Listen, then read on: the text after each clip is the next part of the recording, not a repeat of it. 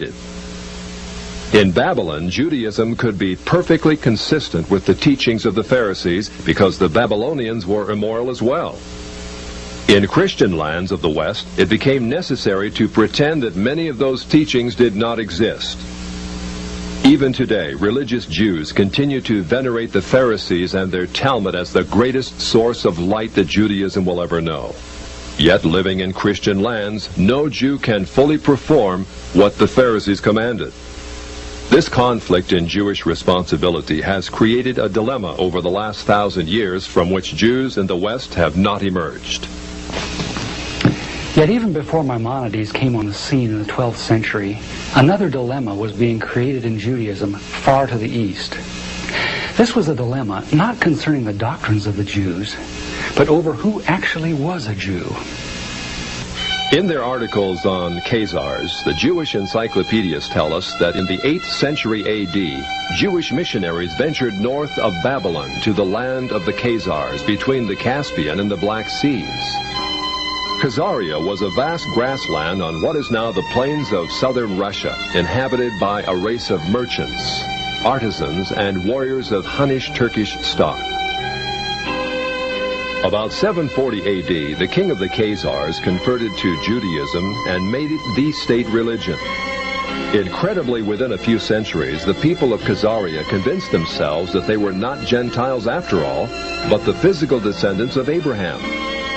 Thus, by the 10th century A.D., a nation of proselyte Jews thrived in what is now central Russia. During the Middle Ages, the fierce Mongols from the east and Russians from the north drove the Khazars west out of their ancient homeland. Most settled in Eastern Europe, especially Poland, where they established communities of artisans and traders. Judaism thus became divided into two basic groups which remain today: the Ashkenazim, which are the Khazars of the east, and the Sephardic Oriental, which are Jews of Spain, Turkey, and lands bordering on the Mediterranean.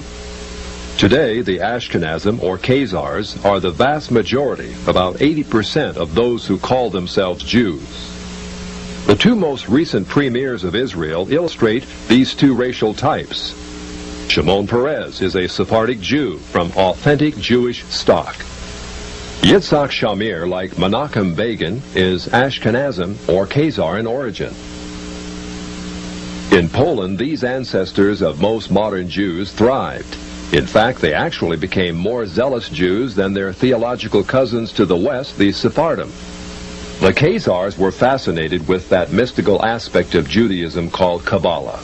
Kabbalah was the Jewish form of ancient Gnosticism, a belief that God is unconscious yet everywhere, revealed in different levels of refinement throughout the universe.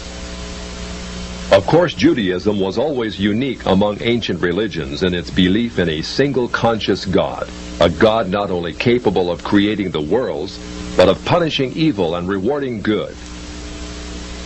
Like Eastern religions, however, the Polish Kabbalists believe that God in his purest form is utterly remote, unknowable, without opinions about right and wrong. Instead, his being filtered down through many gradations, or sephirot, until it reached Israel. Israel, according to the Kabbalah, was the visible, rational emanation of God in this world. Below Israel was confusion and darkness, represented by demons and the chaotic world of the Gentiles.